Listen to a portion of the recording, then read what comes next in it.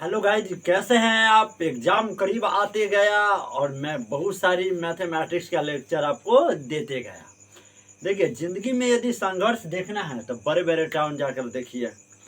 जैसे कि कोटा हो गया, राजस्थान हो गया, दिल्ली हो गया, पटना हो गया। ये सब पूरे शहरों में रात भर पूरी रूम में लाइट जलते रहता है और अलग अलग शहर के बच्चा ने वहाँ पर जाकर मेहनत करते हैं। यार, मेहनत करना वाला कहूँ भी मेहनत कर सकता है, ठीक है ना। आपके अंदर वो जुनून होना चाहिए, एकदम खून खौलना चाहिए, समझे। मंजिलें एक रात में मिलने वाली कोई चीज़ नहीं है। न जाने लोग बरसों तक ले सोता नहीं है। अभी रात की कितना बज रहा है, 1 बज रहा है गाइज। और मैं आपके लिए लेकर आ गया हूँ history, geography, political science, social science, anything else. आपका सामाजिक विज्ञान का एक पार्ट लेकर आ गया हूँ जिसमें मैं इतिहास के क्वेश्चन लेकर आया हूँ, ठीक है। हिस्ट्री का जो आपके एग्जाम में ये क्वेश्चन बराबर पूछे जाते हैं गाइज। यदि आप क्लास 10th में है या उससे अपर या डाउन लेवल के क्लासेस में है तो ये वीडियो आपको निश्चित रूप से देखना चाहिए ताकि ये एग्जाम में आपको बन सके। और ऐसी क्वेश्चन को आपको थोड़ा मोड़ा समझना है, रटना नहीं है। थोड़ा मोड़ा कहानी टाइप के समझना है और थोड़ी मोड़ी 1 से 2 बार पढ़ लेना, प्रैक्टिस कर लेना और ये आपको एग्जाम में क्या कर जाएगा, बन जाएगा। आइए क्वेश्चन पे आते हैं। हमारा फर्स्ट क्वेश्चन है, रॉलेट एक्ट से आप क्या समझते हैं। आपके ये क्वेश्चन धरल्ले आपके एग्जाम में आने वाला है, समझे ना, कि रॉलेट एक्ट होता क्या है, रॉलेट एक्ट कानून क्या होता है। रॉलेट एक्ट कानून क्या होता है। अंग्रेजों द्वारा, इंग्लिश मैन द्वारा, इंग्लैंडो द्वारा, लंदन के द्वारा, अंग्रेजों द्वारा 1919 ईस्वी में पारित किया गया एक ऐसा कानून, ऐसा एक्ट जिसमें किसी भी भारतीय अदालत में मुकदमा चलाए बिना जेल में बंद किया जा सकता है।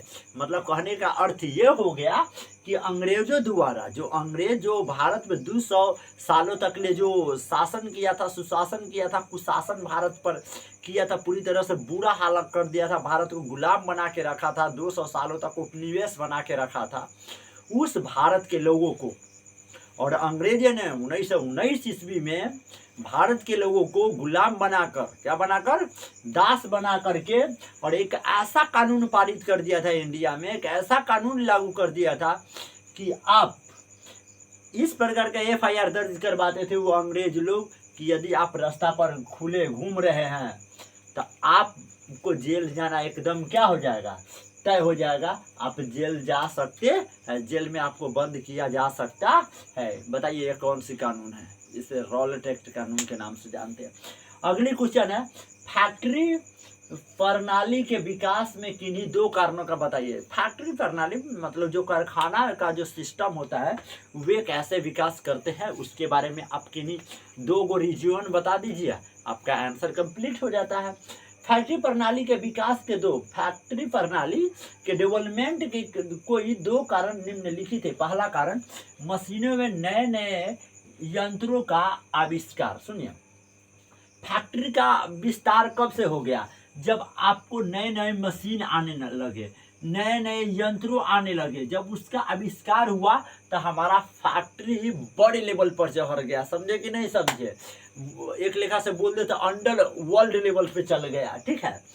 दूसरा है उद्योग तथा व्यापार। उद्योग तथा व्यापार, बिजनेस के नए नए केंद्रों के विकास ने फैक्ट्री को विकसित किया। यदि आप उद्योग, जैसे कि आप जानते हो ये छोटा छोटा उद्योग होता है, कपड़ा का उद्योग होता है, पेपर उद्योग होता है, और ये व्यापार मतलब बिजनेस आने लगे और नए नए जगहों पे नए नए सेंटर बनाए गए, केंद्र बनाए गए, तो इससे क्या हुआ कि फैक्ट्री प्रणाली को विकास हो गया, ठीक है। आइए अगले क्वेश्चन पे आते हैं। हमारा अगले क्वेश्चन है, होची मिन मार्ग की क्या उपयोगिता थी। होची मिन मार्ग की उपयोगिता थी, क्या उपयोगिता थी, ये क्वेश्चन भी आपके 2 नंबर में आते हैं।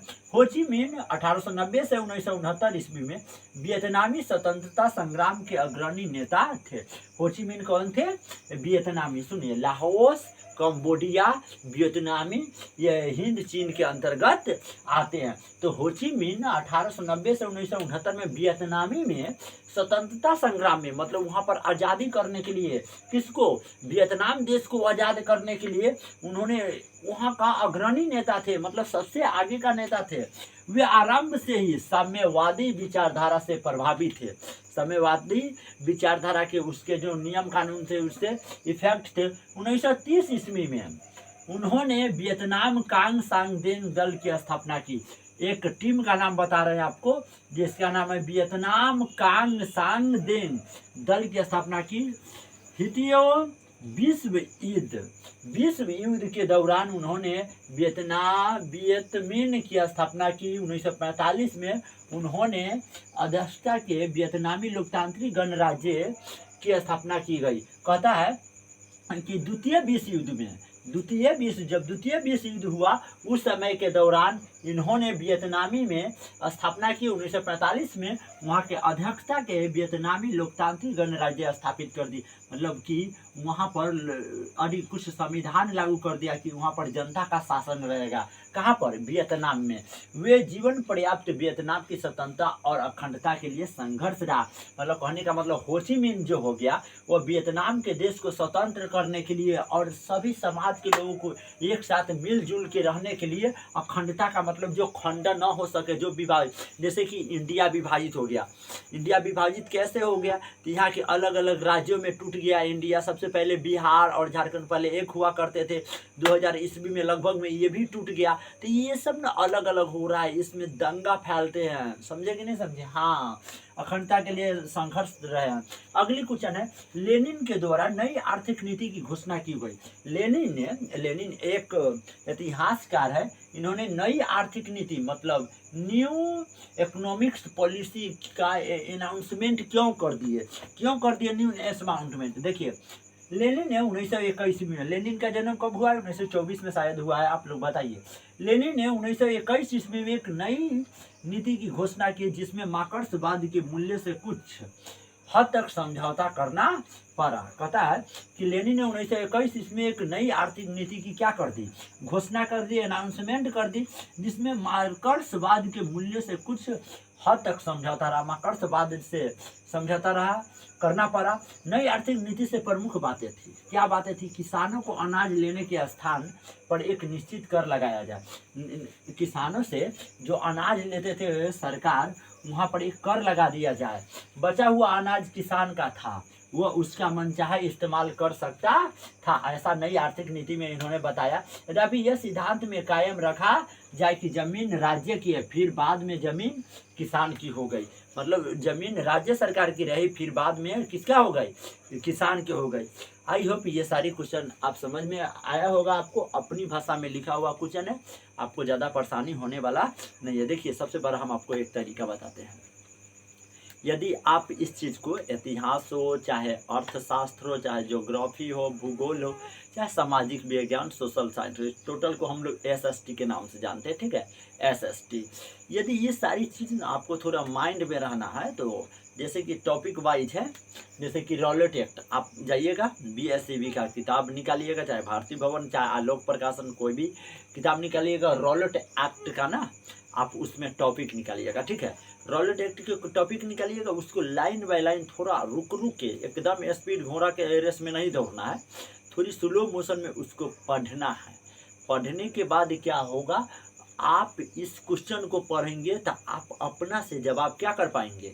लिख पाएंगे। और जब आप अपना से जवाब लिखने लगे ना तो समझ जाइएगा कि वह चीज़ आपको अपना है, कभी उसमें एग्जाम में से डरने की बात नहीं है। और एक बात और कहते हैं, यदि आप एग्ज़ाम एकदम निडर होकर देना चाहते हैं, आपको एक ऐसा चाहते हैं कि एग्जाम में मुझे थोड़ा भी डर ना लगे, तो आपको आज और इस वक्त से प्रैक्टिस करना पड़ेगा। समझे कि नहीं समझे? ताकि आप एग्जाम में डर ना पाए, बिना डरे हुए कलम को चलाना है यार। प्रैक्टिस करके गेल लाएंगे। हमारे जैसे पढ़िए ना, आग लगा दीजिए यार। मैंने ना अभी भी दिन भर ऑफलाइन कोचिंग पढ़ाता हूँ, ठीक है, और रात में आप लोग के लिए वीडियो शूट करता हूँ। इतना ही समझ जाइए, मैं सोता ही भी नहीं हूँ। रात के 2 बजने वाला है, समझ जाइए मैं कितना वर्कर कर रहा हूँ अभी फ़िलहाल में। इसको हार्ड वर्क बोल सकते हैं। सुबह में 5 बजे से लेकर शाम के 6 बजे तक ले क्लासेज रहता है, सोचिए। और उसके बाद अभी वीडियो शूट करना पड़ता है, फिर 3-4 घंटे कुछ गार्जियन से बातें करना पड़ता है। क्या लाइफ स्टाइल है ना, बिजी। वही ना कहते हैं, लाइफ में इतना बिजी हो जाइए कि फालतू चीज़ें पर ज़्यादा ध्यान देने की वक्त ना बचे। बाकी जय हिंद, जय भारत, मिलते हैं नेक्स्ट वीडियो में।